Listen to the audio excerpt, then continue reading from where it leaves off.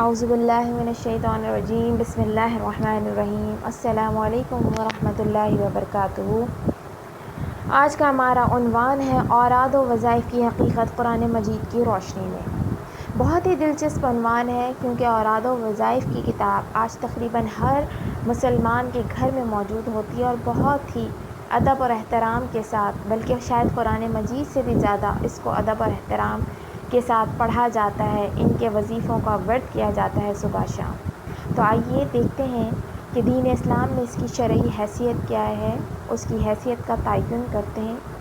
اور جاننے کی کوشش کرتے ہیں کہ اس کی حقیقت کیا ہے۔ تو دیکھیے، سب سے پہلے ہم اوراد پر آتے ہیں۔ اوراد لفظ ورد سے نکلا ہے۔ یہ ورد کی جمع ہے اوراد، اور اس کے معنی ہے تکرار کرنا، کسی چیز کو بار بار دہرانا، اس کو کہتے ہیں ورد کرنا۔ جیسے کچھ کلمات بعض انسان بار بار اس کو ریپیٹ کرتے رہتے ہیں، صبح اور شام ان کی زبانوں پر جاری رہتے ہیں۔ جبکہ وظائف وظیفے سے نکلا ہے، اور وظیفے کے معنی ہوتے ہیں ایک خاص مقررہ وقت تک اس کام کو انجام دینا، بار بار ریپیٹ کرنا۔ وظیفہ آپ کی سیلری بھی کہلاتی ہے، کیونکہ وہ ہر ماہ کی ایک مقررہ تاریخ کو دوبارہ ریپیٹ ہو کر آپ کو ملتی ہے، تو اسی سے وظائف نکلے ہیں۔ یہ تو ہو گئے لغوی مفہوم، لیکن شرعی مفہوم جو آج کل مسلمانوں نے لینا شروع کر دیا ہے وہ یہ ہے کہ کچھ ایسے خاص کلمات کا، چاہے وہ قرآنی ہو یا غیر قرآنی ہو، کچھ مقاصد کے حصول کے لیے بار بار پڑھنا، مخصوص اوقات کار میں پڑھنا۔ تو دیکھیے کہ جو وظائف پڑھے جاتے ہیں اس میں سے بہت سارے ایسے ہوتے ہیں جو قرآنی ہوتے ہیں، اور زیادہ تر ایسے ہوتے ہیں جو غیر قرآنی ہوتے ہیں۔ لیکن قرآن مجید کے مقصد نزول سے اس کا تعلق نہیں ہوتا۔ پڑھنے کا تو قرآن مجید بھی ہم بار بار پڑھتے ہیں، ریپیٹیشن اس کی ہوتی ہے، تو قرآن مجید کی قرأت کے اوپر بھی جو ہے اس کا اطلاق ہوتا ہے وظیفے کا۔ لیکن چونکہ قرآن مجید کے جو نازل ہونے کا مقصد ہے اس میں اس کی تلاوت، اس کی قرأت بھی شامل ہے، تو اگر ایک شخص صبح و شام اس کی قرأت کرتا ہے، اس کی تلاوت کرتا ہے، تو وہ اس کے مقصد نزول سے ہم آہنگ ہے، یعنی دونوں میچ کر رہے ہیں۔ لیکن یہاں جو ہم وظائف کی بات کر رہے ہیں، تو وظائف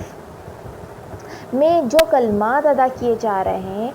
اگر وہ غیر قرآنی ہے تو اس کی تو ہمارے دین اسلام میں کوئی گنجائش ہی نہیں، اور اگر وہ قرآنی ہے تو بھی اس کی اجازت نہیں ہے۔ کیوں اس کی اجازت نہیں ہے؟ اس لیے کہ قرآن کی جو آیتیں آپ ورد کے طور پر، وظیفے کے طور پر پڑھ رہے ہوں، وہ اس کے مقصد سے ہم آہنگ نہیں ہیں۔ مثلاً اگر اللہ تعالیٰ نے کچھ آیتیں انسان کی رہنمائی اور ہدایت کے لیے نازل کی ہیں کہ انسان اس کو پڑھے اور اس سے رہنمائی اور ہدایت حاصل کرے، اب وہ انسان اس سے رہنمائی اور ہدایت تو حاصل نہیں کر رہا، بلکہ خاص پرپس کے تحت، اپنے کسی خاص مقصد کے تحت، چاہے وہ جائز ہو یا ناجائز ہو، اس کو حاصل کرنے کے لیے اگر وہ پڑھ رہا ہے تو ایسا وظیفہ ہمارے دین اسلام میں اس کی گنجائش نہیں ہے، کیونکہ وہ اس کے مقصد نزول سے ہم آہنگ نہیں ہے، میچ نہیں کر رہا۔ دیکھیے یہاں پر میں نے بات کی ہے غیر قرآنی کی۔ غیر قرآنی میجورٹی آپ کو آج ایسے کلمات نظر آئیں گے، اوراد و وظائف کی کتابوں میں اٹھا کر دیکھ لیجئے جس میں غیر قرآنی الفاظ استعمال ہوئے ہیں۔ جیسے شیخ عبد القادر جیلانی کے حوالے سے ایک صلاۃ الرقع جو ہے وہ مشہور ہے کہ اس میں جو ہے وہ بغداد کی طرف منہ کر کے جو ہے وہ مرید جو ہوتا ہے وہ دعا مانگتا ہے اور شیخ عبد القادر جیلانی سے مدد طلب کرتا ہے۔ تو یہ اس طرح کی چیزیں تو سراسر نان سیریس، اور اس کے علاوہ جو ہے وہ 10 بیویوں کی کہانیاں فلاں فلاں، تو ان ساری چیزوں کو ورد بنا کر پڑھنا اور جو ہے وہ غوث اعظم کے پرچے پڑھوانا، تو یہ ساری چیزیں غیر قرآنی ہیں، ان کا دین اسلام سے کوئی تعلق نہیں ہے، اور یہ ٹوٹلی طور پر، مکمل طور پر شرک پر مبنی ہے۔ اور یاد رکھیے گا کہ ان الشرک لظلم عظیم، اللہ تعالیٰ قرآن مجید میں کہتے کہ میں ہر چیز کو معاف کر دوں گا، لیکن نہیں معاف کروں گا تو شرک کو معاف نہیں کروں گا۔ تو یہ تو ہے ہی ٹوٹل غیر قرآنی۔ پھر کچھ مخصوص صورتیں انسان وظیفوں کے طور پر پڑھتا ہے، جیسا کہ جو ہے وہ سورہ رحمان کی تلاوت ہوگی، سورہ یاسین کی تلاوت ہوگی، سورہ ملک کی تلاوت ہوگی، سورہ کہف کی تلاوت ہوگی، سورہ مریم کی تلاوت جو ہے وہ زچگی کے وقت عموماً لوگ جو ہے تاکہ زچگی آسان ہو جائے سورہ یوسف کی تلاوت عموماً حمل کے دوران پڑھتے ہیں کہ اولاد جو ہے وہ خوبصورت ہو جائے، یا سورہ ملک کی تلاوت کی جاتی ہے کہ مردے کی بخشش ہو جائے، ٹھیک ہے، سورہ کہف کی تلاوت جو ہے وہ شروع کر دی جاتی ہے کہ دجال کے فتنے سے جو ہے وہ نجات مل جائے۔ تو ایسی بے شمار چیزیں ہمارے درمیان آج موجود ہیں جن کو خاص کر لیا ہم نے کسی خاص مقصد کے حصول کے لیے۔ تو دیکھیے یہ عمل بھی اللہ تعالیٰ کے پاس پسندیدہ نہیں ہے۔ اس کا ریزن کیا ہے؟ اس کا ریزن یہ ہے کہ جتنی صورتیں نازل ہوئی ہیں ان کا مقصد ان چیزوں کا حصول نہیں تھا کہ بچے کی پیدائش پہ اور زچگی کی آسانی کے لیے اور مردے کی نجات کے لیے، یہ تمام صورتیں اس مقصد کے لیے نازل ہی نہیں ہوئیں۔ تو سب سے پہلے ہمیں دیکھنا چاہیے کہ سورت جو نازل ہوئی ہے جس مقصد کے لیے ہم پڑھ رہے ہیں آیا وہ اس مقصد کے لیے ہے بھی کہ نہیں ہے، اور یقیناً یہ صورتیں ان مقاصد کے لیے نہیں ہیں۔ ہم صرف قرآن مجید کو تلاوت کرتے ہیں، اس کی قرأت کرتے ہیں، ہم نے کبھی زحمت نہیں کی اس کو سمجھنے کی۔ تو مخصوص صورتیں ہوتی ہیں، پورا قرآن نہیں ہوتا ہے، یا اگر قرآن کی صورتیں کچھ الفاظ بھی ہوتے ہیں، قرآنی الفاظ بھی ہوتے ہیں تو وہ غیر ترتیب شدہ ہوتے ہیں، یعنی کوئی لفظ کہیں سے لے لیا، کوئی لفظ کہیں سے لے لیا، اس کو جوڑ کر اپنی طرف سے ایک آپ نے ماڈل بنا دیا وظیفے کا کہ جی اس میں تو اللہ کی ہم بڑائی بیان کر رہے ہیں، اس میں تو ہم اللہ کے ناموں کے وسیلے سے مانگ رہے ہیں۔ اللہ نے اس کی بھی اجازت نہیں دی۔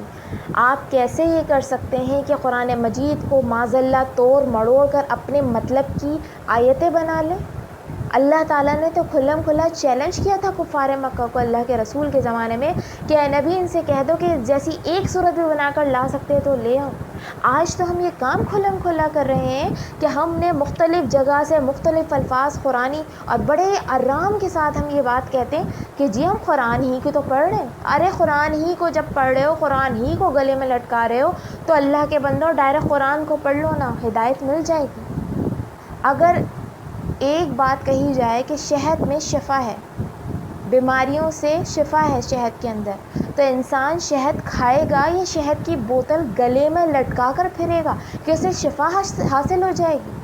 اور اگر کوئی ایسا کرے گا تو پھر وہ انسان کہلانے کے لائق نہیں ہے، کیونکہ اشرف المخلوقات ہونے کے لیے اس کے پانچوں حواس کے کام کرنے کی ضرورت ہے۔ اس کا مطلب ہے اس کے حواس کام نہیں کر رہے۔ تو اللہ تعالیٰ نے قرآن مجید کو شفاء للصدور کہا ہے کہ دلوں کی شفا اس کے اندر ہے۔ تو دلوں کو سکون، راحت، چین کب ملے گا؟ جب ان کو پڑھیں گے، ان کی صورتوں کے مقاصد کو سمجھیں گے اور ان پر عمل کریں گے۔ لہٰذا جہاں جد و جہد کی ضرورت پڑتی ہے اور اگر ہم سمجھیں کہ وہاں کچھ وظائف پڑھ کر ہمارا کام ہو جائے گا تو یہ سراسر غیر شرعی کام ہے جس کی دین اسلام میں اجازت نہیں ہے۔ کوئی شخص بچہ یہ سمجھتا ہے کہ جی امتحان میں محنت کرنا ضروری ہے، اب میں محنت سے بچ جاؤں اور مجھے کوئی ایسا وظیفہ بتا دے کہ بس میں جاؤں اور میرا پیپر ایسے ہو جائے اور ایسا ہو جائے بغیر محنت کے میں پاس ہو جاؤں، تو یہ ناممکنات میں سے ہے۔ یہ تو کھلم کھلا اللہ کی ذات کے ساتھ آپ شرک کر رہے ہو۔ ہم نے شرک کو سمجھا ہی نہیں۔ ہم شرک یہ سمجھتے ہیں کہ اللہ کے رسول کے زمانے میں جو مشرکین مکہ تھے بس وہ شرک کیا کرتے تھے، اب شرک ختم ہو چکا ہے، اب شرک کی کوئی گنجائش نہیں ہے، ہم تو کلمہ گو مسلمان ہیں۔ ہم کلمہ گو مسلمان ہی آج 99% شرک پر اڑے ہوئے ہیں، اور وہ بھی ڈھٹائی کے ساتھ۔ اور پھر سب سے بڑی بات یہ کہ ہم اس کو شرک سمجھتے بھی نہیں ہیں۔ تو دیکھیے کہ وظائف جو ہیں وہ بہت سارے تو ایسے بھی ہیں جو قرآن اور سنت کی مجموعی تعلیمات کے ہی خلاف ہیں۔ جیسے ابھی میں نے آپ کو مثال دی کہ اتنے الگ الگ قسم کے درود آ گئے ہیں، درود ماہی، تو درود تنجینا، اور پتہ نہیں کون کون سے درود جن کی کوئی حقیقت نہیں ہے، جن کی تاریخ اٹھا کر پڑھیں تو آپ کے رونگٹے کھڑے ہو جائیں کہ کن عزائم اور کن مقاصد کے تحت یہ مسلمانوں میں رائج کیے گئے ہیں۔ یاد رکھیے گا کہ دین اسلام میں جو فساد داخل کرنے کی کوشش کی گئی ہے وہ انہی راستوں سے کی گئی ہے۔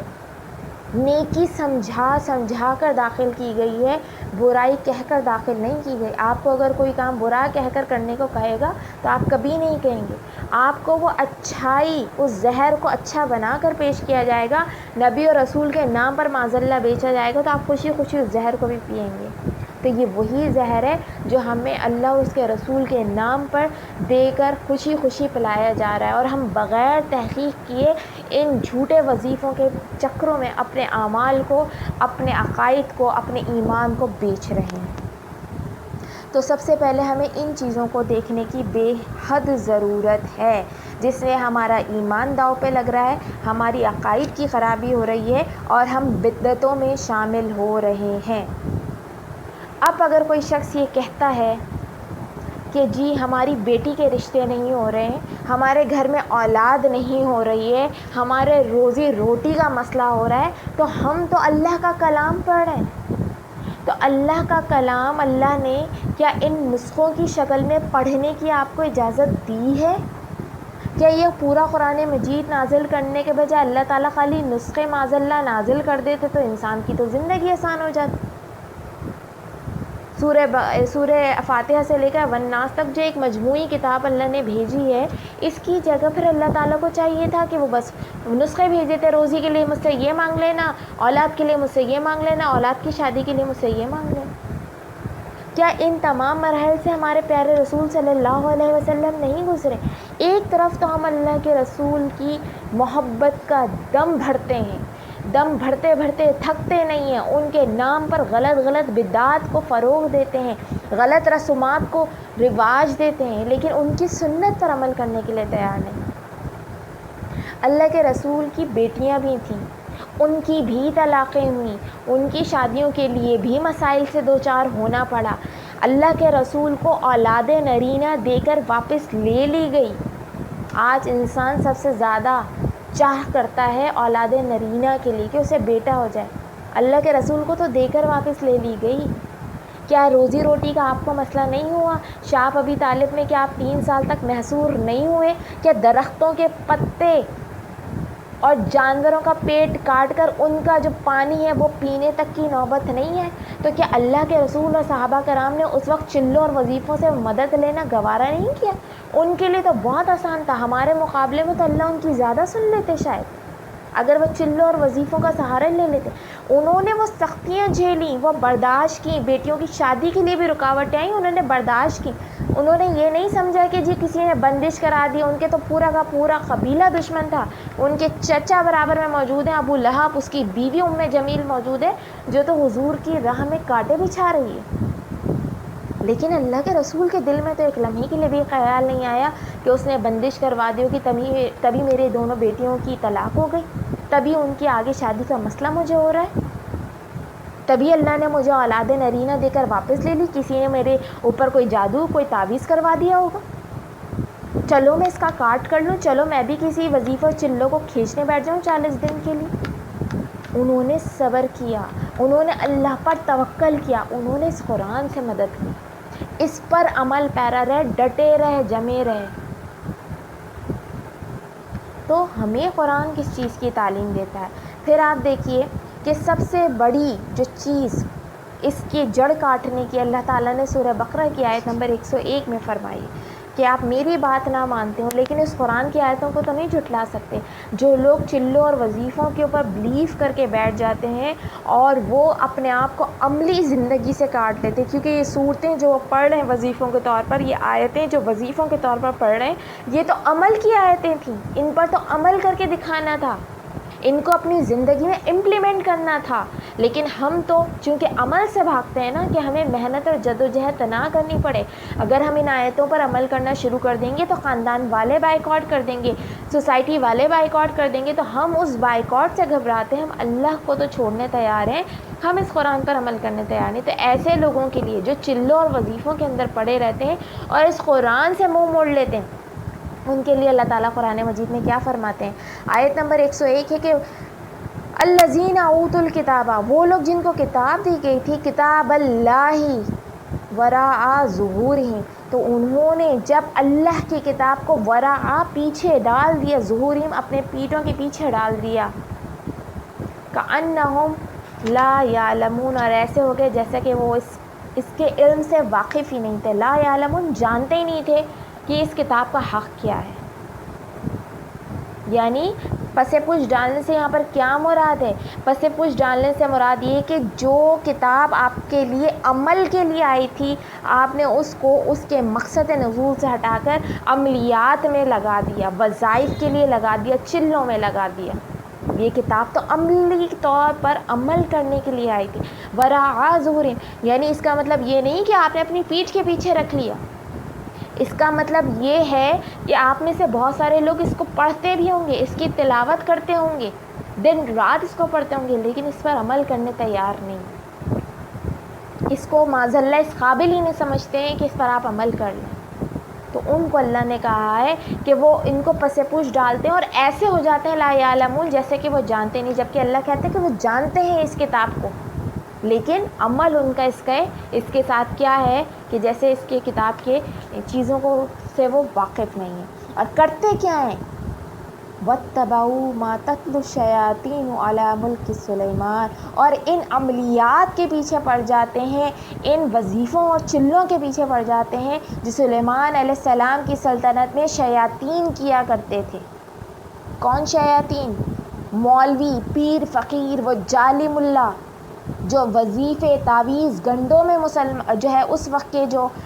مسلمان تھے، اس وقت کے جو حضرت سلیمان علیہ السلام کے زمانے کے لوگ تھے، ان کو وہ بہکایا کرتے تھے۔ تو آج کے زمانے میں بھی آپ دیکھ لیجئے، آپ 99% ایسے ہی لوگوں اور ایسے ہی مولویوں، پیر، فقیروں کے درمیان بیٹھے ہوئے جو آپ کو اس کتاب سے ہٹا کر عملیات کے پیچھے لگا دیتے ہیں کہ تمہاری بیٹی کی شادی کے لیے کسی نے بندش کرا دی ہے، تمہاری اولاد نہیں ہو رہی، تم پر کسی نے جادو کروا دی ہے۔ ان چیزوں کے اندر آج ہم پڑ گئے ہیں۔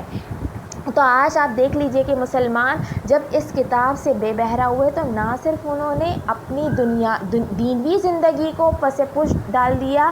اپنی دینی زندگی میں وہ مفلوج ہو گئے، بلکہ دنیاوی زندگی میں بھی وہ مفلوج ہو گئے۔ آج آپ کو کہیں پر کوئی مسلمان کوئی کارنامہ انجام دیتا ہوا نظر نہیں آئے گا۔ وہ آج صرف کن چکر میں پڑا ہوا ہے کہ یہ سلیمانی نمک لے لیتے ہیں، یہ سلیمانی انگوٹھی لے لیتے ہیں، یہ سلیمانی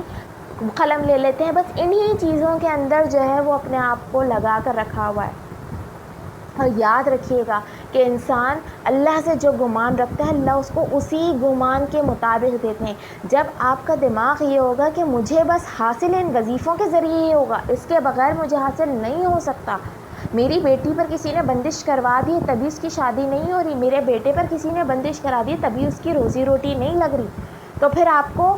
حاصل جو ہوگا وہ انہی چیزوں اور عملیات پر عمل کرنے سے ہوگا، پھر اس قرآن کو پڑھنے سے نہیں ہوگا، کیونکہ آپ نے اپنے ایمان کو بیچ کر سودا کیا ہے ایسے وظیفوں کے ذریعے۔ آپ اللہ کے رسول صلی اللہ علیہ وآلہ وسلم کی زندگی اٹھا کر دیکھ لیجئے،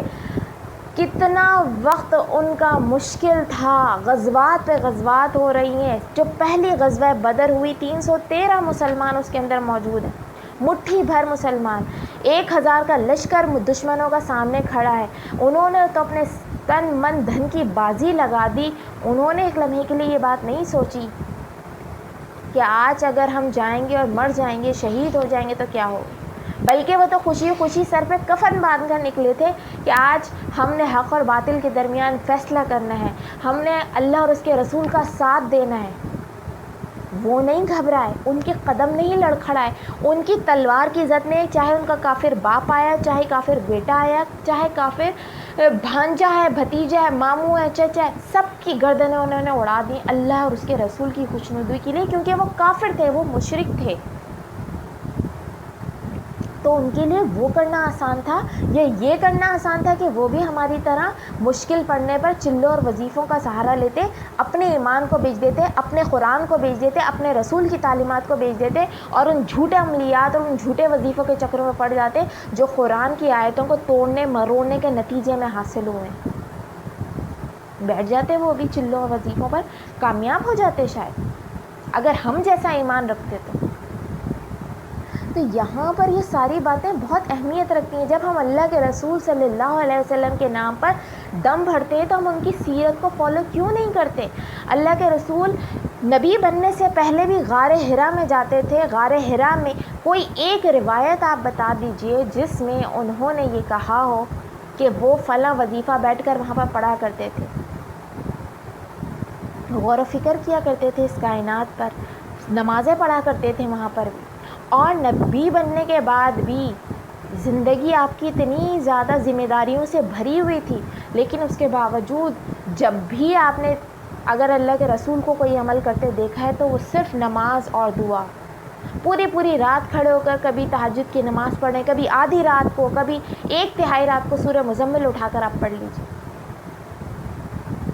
بی بی عائشہ فرماتی تھی کہ اللہ کے رسول آپ تو اللہ کے رسول ہیں، بخشے بخشائیں، آپ اپنے آپ کو اتنا کیوں تھکاتے ہیں، آپ کے تو پیروں پہ ورم آ جاتا ہے۔ تو اللہ کے رسول کیا فرمایا کرتے تھے، کیا میں اللہ کا پسندیدہ اور برگزیدہ بندہ نہ بنوں، کیا میں اللہ کا شکر ادا نہ کروں کہ اس نے مجھے اتنی نعمتیں دیں۔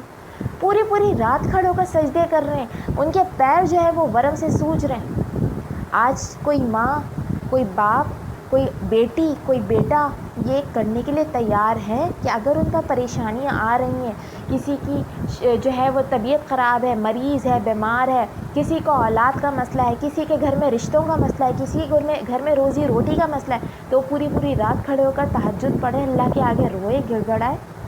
کیا اللہ تعالیٰ غفور الرحیم نہیں ہے سننے والے؟ لیکن ہم آج یہ محنت کرنے کے لیے تیار نہیں ہیں۔ آج ہم کون سی محنتیں کرنے تیار ہیں کہ فلاں خاتون نے آیا، انہوں نے بتا دیا جی یہ ٹوٹکا یہ کر لو، چاند کے آگے چاند کی فلاں تاریخ کو بچی کے بال پکڑ کے لٹ پکڑ کے فلاں چیز وظیفہ پڑھ لو، جو ہے وہ بچی کا رشتہ ہو جائے گا، اتنے دن تک یہ عمل کر لو، یہ کام پورا ہو جائے گا۔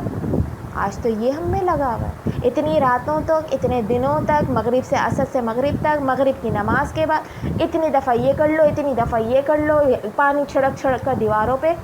ڈال دو، دم کر کے بوتلوں میں ڈال دو۔ آپ یہ نہیں دیکھ رہے ہو کہ آپ اللہ کے کلام کی بے ادبی کر رہے ہو۔ لوگ صورتیں پڑھ کر پانی پر دم کر کے پی رہے ہیں، اس کو دیواروں پر چھڑک رہے ہیں، اس کو پورے جسم کے اوپر ہاتھ پھیر رہے ہیں۔ اہل حدیث لوگوں کو تو میں نے اچھی طرح دیکھا ہے کہ وہ تو ہاتھ پیر جب ہر طرف پورا ہاتھ پھیر رہے ہوتے۔ یہ آپ اللہ کے کلام کی بے ادبی نہیں کر رہے تو اور کیا کر رہے؟ کہ اللہ کا کلام ان مقاصد کے لیے آیا تھا، قانون کی کتاب ہے، اصولوں کی کتاب ہے۔ اگر کسی شخص کا مقدمہ چل رہا ہو اور وکیل صرف اس کتاب کو گلے میں ڈال کر پھرے یا اس کا پانی گھول کر دیواروں پر ڈال دے تو کامیاب ہو جائے گا، مقدمہ جیت جائے گا؟ یا اسے اپنی وکالت کی کتاب پڑھ کر مقدمہ لڑنا پڑے گا، وہاں دلائل دینے پڑیں گے جو اس نے اپنی وکالت کی کتاب میں پڑھے ہیں، اصول و قوانین، ان اصول و قوانین کو مد نظر رکھتے ہوئے جب وہ اپنے مقدمہ لڑے گا کلائنٹ کا تو وہ کامیاب ہوگا۔ آج ہم نے اس کتاب کو پڑھنا تو نہیں ہے، بس ہم نے پانیوں میں گھول کے پھینکنا ہے، اس کی بے ادبی کرنی ہے، جس طریقے سے چاہیں اس کا مذاق بنا دیں۔ شاید اللہ کے رسول کے زمانے میں کفار مکہ نے اس کتاب کے ساتھ اتنی بے حرمتی نہیں کی ہوگی جتنا آج مسلمان ہوتے ہوئے ہم اس کتاب کے ساتھ بے حرمتی کا معاملہ کر رہے ہیں۔ تو اللہ تعالیٰ سے ہمیں توبہ اور استغفار کرنا چاہیے۔ آج ہم اتنے مسائل میں گھرے ہوئے کہ ایک مسئلہ ختم نہیں ہوتا، دوسرا مسئلہ شروع ہو جاتا ہے، صرف اور صرف اس کتاب کی دوری کی وجہ سے۔ ہم نے اس کے مقصد نزول کو نہیں سمجھا، ہم نے اس کتاب کو وہ مقام اور مرتبہ ہی نہیں دیا جو یہ کتاب مقام اور مرتبہ رکھتی تھی۔ ہم نے سیرت رسول حضرت محمد صلی اللہ علیہ وسلم کے نام پر دم دینا تو شروع کر دیا، ان کے نام پر ہم جانیں تو قربان کرنے کے لیے تیار ہیں، لیکن ان کی سیرت پر عمل کرنے کے لیے تیار نہیں کہ انہوں نے مشکل حالات میں کیا عمل دکھایا، کیا وہ اسی طرح روئے پیٹے چلائے یا انہوں نے صبر کا دامن ہاتھ سے نہیں چھوڑا، برداشت کیا۔ اگر وقتی طور پر ہماری کسی بیٹی کی شادی نہیں ہو رہی ہو، کسی کے ہاں اولاد نہیں ہو رہی، تو ہر شر میں سے خیر کا پہلو نکالنا چاہیے۔ ہو سکتا ہے کہ اس کی شادی آپ کی لاکھ کوششوں پر ہو بھی جائے اور 2 دن بعد اس کی وہ بیوہ ہو جائے یا طلاق ہو جائے، خدا نہ خواستہ، لوگ برے نکلیں، اس کے ساتھ وہ بدسلوکی کرے کہ زندگی بھر وہ کسی کو منہ دکھانے کے قابل نہ رہے۔ اولاد اگر نہیں ہو رہی، آپ کی لاکھ درگاہوں پہ جانے منتیں مرادیں کرنے سے اولاد ہو بھی جائے تو مفلوج ہو، تو آپ کیا کر لیں گے؟ تو اللہ تعالیٰ کے کاموں میں دخل اندازی کرنے کے بجائے کوشش کرنا ہمارا کام ہے۔ اور وہ کوشش کیا ہے کہ اللہ تعالیٰ نے بار بار قرآن مجید میں کہا ہے کہ صبر سے اور صلات سے مدد طلب کرو، یعنی برداشت کرتے رہو اور میرے آگے سجدے کرتے رہو، مجھ سے دعا کرتے رہو۔ یہ درس دیتا ہے ہمارا دین اسلام، ہمیں وظائف، جنتر منتر اور بندشوں اور اس کے چکروں میں نہیں ڈالتا۔ ہم نے مخصوص تسبیحات لے لی ہیں، مخصوص نمازیں لے لی ہیں، صلاۃ و تسبیح پڑھ لو جی، اتنی دفعہ پڑھ لو گے تو پورے آگے پیچھے کے گناہ معاف ہو جائیں گے۔ بہت معذرت کے ساتھ ہمارا دین اسلام عیسائیوں اور یہودیوں کی طرح دوسرے مذاہب کی طرح کا دین نہیں ہے کہ چند مخصوص عبادات کر کے آپ ساری زندگی کے لیے فارغ ہو جائیں۔ یہ آپ کو خرید لیتے ہیں اللہ تعالیٰ جب آپ کلمہ پڑھ کر دار اسلام میں داخل ہوتے ہیں، آپ کی زندگیوں کے بدلے۔ آپ کی زندگی کا ایک ایک لمحہ اللہ رب العالمین کی خوشنودی کی خاطر گزرنا چاہیے۔ اگر وہ کچھ دے رہا ہے تو اس پر شکر ادا کریں، اور اگر وہ کسی کام میں تاخیر کر رہا ہے تو اس پر صبر کرنے کی کوشش کریں، اور اپنے رب سے جو ہے وہ گڑ گڑائیں، بلبلائیں، اس کے آگے روئیں۔ ان وظیفوں کے ذریعے اگر آپ سمجھتے ہیں کہ آپ اللہ تعالیٰ کو راضی کر لیں گے تو یہ ہماری بھول ہے۔ اللہ کے رسول اگر آخری وقت میں بھی اٹھا کر دیکھ لیں اپنی زندگی کے آخری وقت میں، تو آپ کبھی وظیفے پڑھتے ہوئے نظر نہیں آئیں گے، بلکہ زندگی کے آخری وقت میں آپ اعتکاف میں بیٹھا کرتے تھے، اور اعتکاف میں بیٹھ کر بھی آپ کوئی وظیفے نہیں پڑھا کرتے تھے، بلکہ قرآن مجید کو ریپیٹ کیا کرتے تھے۔ حضرت جبرائیل علیہ السلام آ کر آپ کو قرآن مجید کی دہرائی کرتے تھے۔ اسی سلسلے میں سورہ کہف کے حوالے سے مختصر سے میں بیان کروں گی کہ سورہ کہف کو بھی جو ہے وہ آج ہم نے سمجھ لیا ہے کہ دجال قیامت سے پہلے آئے گا، اور سورہ کہف جو لوگ پڑھیں گے تو ان کو وہ دجال کے فتنے سے بچا لے گا۔ تو دیکھیے، سب سے پہلے دجال کہتے کسے ہیں؟ دجال دجل سے نکلا ہے، اور اس کے معنی جھوٹ، فریب، دھوکہ، کسی چیز کو ڈھانپ لینا، حق پر باطل کا پردہ ڈال دینا، اس کو کہتے ہیں دجل، اور اسی سے نکلا ہے دجال۔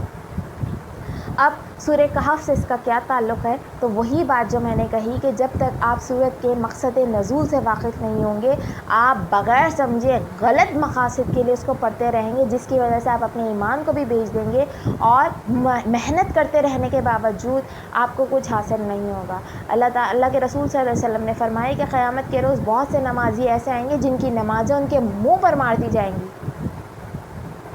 کیوں؟ اس لیے کہ جو نماز پڑھنے کا حق تھا انہوں نے وہ ادا ہی نہیں کیا۔ تو اسی طریقے سے جو شخص ساری زندگی محنت تو کر رہا ہے، مشقت تو کر رہا ہے، لیکن اعمال وہ غلط کر رہا ہے، اس کی ڈائریکشن غلط ہے، قرآن کی جگہ وہ وظیفہ چلوں میں پڑا ہوا ہے، تو اس کی مثال بالکل اسی شخص کی سی ہے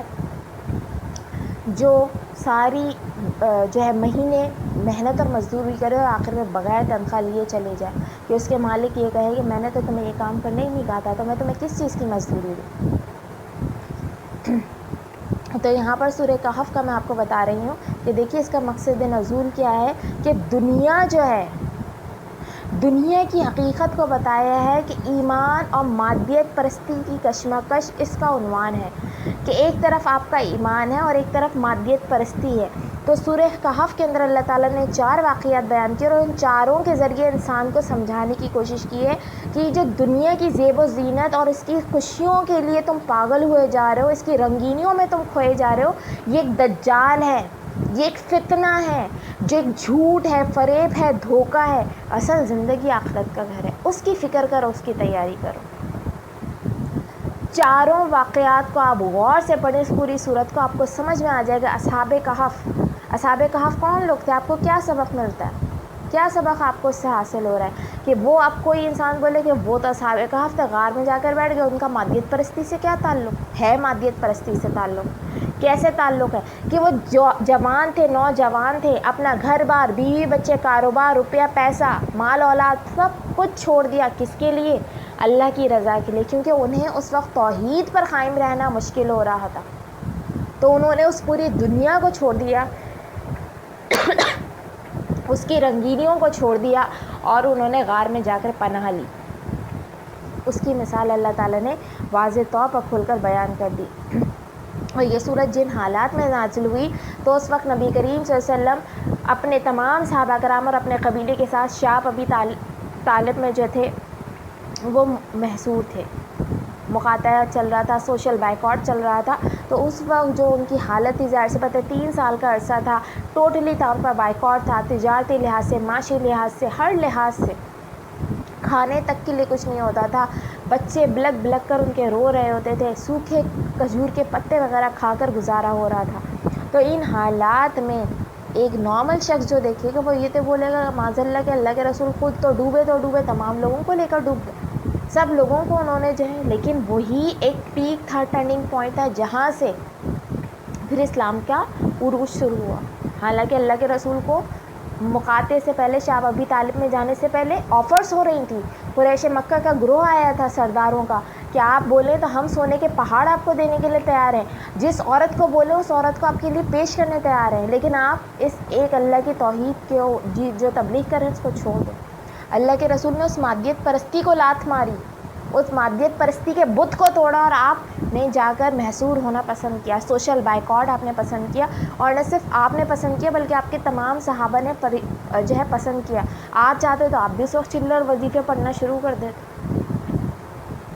برداشت کرنے کے نتیجے میں کیا ہوا کہ ایک وقت گزرا، وہ وقت کوئی معمولی نہیں تھا، 3 سال کا وقت تھا، بچے رو رہے ہیں، تڑپ رہے ہیں۔ آج تو ہم بڑے آرام سے کہتے ہیں نا بچوں کی خاطر تو کرنا پڑتا ہے، بچوں کی تکلیف تو برداشت نہیں ہوتی، کہ اللہ کے رسول کے دل میں معاذ اللہ دل نہیں تھا کیا؟ لیکن اللہ سے بڑھ کر تو کچھ نہیں ہوتا ہے، تو وہ سب کچھ برداشت کیا۔ اور دیکھیے 3 سال کے بعد جب آپ باہر آئے تو ہجرت مدینہ سے آپ دیکھ لیجئے اسلام کے جو ہے وہ عروج کا آغاز جو ہے وہ ہو جاتا ہے، پوری دنیا میں اسلام پھیل جاتا ہے۔ تو یہاں پر بھی دیکھیے کہ ایمان اور مادیت پرستی کی کشمکش ہے، اور آخر میں ہمیشہ جیت جو ہے وہ ایمان کی ہوتی ہے۔ پھر موسیٰ اور خضر علیہ السلام کا واقعہ آپ دیکھ لیجئے کہ پوری کی پوری جو اس میں جو ہے وہ دکھائی جا رہی وہ بھی ایمان اور مادیت پرستی کی کشمکش ہے، کہ ظاہر سی بات ہے نفع اور نقصان انسان کے مطمع نظر ہوتا ہے، یا مال و دولت یا موت و حیات۔ تو دیکھیے وہ بچے کو حضرت جو ہے وہ خضر نے قتل کیا، تو ظاہر سی بات ہے اولاد بہت عزیز ہوتی، جو دیوار گر رہی تھی اس کو آپ نے دوبارہ تعمیر کیا تو ظاہر سی بات ہے اس کے نیچے خزانہ دفن تھا، خزانہ انسان کو عزیز ہوتا ہے۔ یا کشتی جو ہے وہ جا رہی تھی اور آپ نے اس میں سوراخ کر دیا تو انسان کو نفع و نقصان بہت عزیز ہوتا ہے۔ تو یہ 3 وہاں پر واقعات بتا کر حضرت موسیٰ علیہ السلام کو وہاں سمجھانے کی کوشش کی گئی کہ دیکھیے بعض اوقات ہمیں چیزیں بری نظر آ رہی ہوتی ہیں، دیکھنے میں وہ برائیاں نظر آ رہی تھیں حضرت موسیٰ کو، لیکن جو امور سلطنت کام کر رہا ہوتا ہے وہ کچھ اور ہی نظام ہوتا ہے، کہ اللہ کے پاس اس میں کچھ اور اچھائی پوشیدہ ہوتی ہے جو ہماری آنکھوں کے آگے نہیں ہوتی ہے۔ تو ایمان یہی ہے کہ اگر آپ کے ساتھ کوئی معاملہ ہو رہا ہے تو آپ اس کے نتیجے سے بے پرواہ ہو جائیں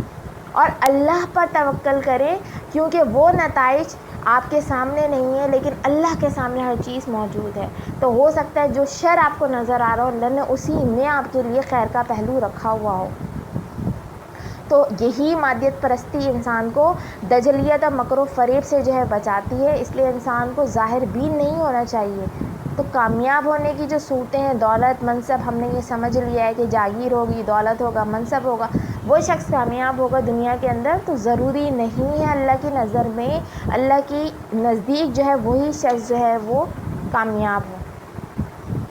پھر اس کے علاوہ 2 باغ والوں کا واقعہ اللہ نے بتایا، وہاں پر بھی اس شخص نے یہی سمجھا کہ جو میرا مال ہے، یہ جو میری دولت ہے، یہ جو میرے باغ ہیں پھلوں سے لدے ہوئے، یہ کبھی ختم نہیں ہوں گے۔ تو دوسرا جو مواہب بندہ تھا اس کا دوست وہ اسے سمجھا رہا ہے، لیکن اگلے دن کیا ہوتا ہے وہ نہیں مانتا، اور جب اگلے دن آتا ہے تو اس کا پورا باغ اجڑ جاتا ہے۔ تو اللہ نے یہی بتایا ہے کہ جس چیز پر تم تکیہ کرے بیٹھے ہو یہ ہمیشگی کی نہیں ہے، یہ ختم ہونے والی چیز ہے، ہمیشگی کا گھر آخرت کا گھر ہے۔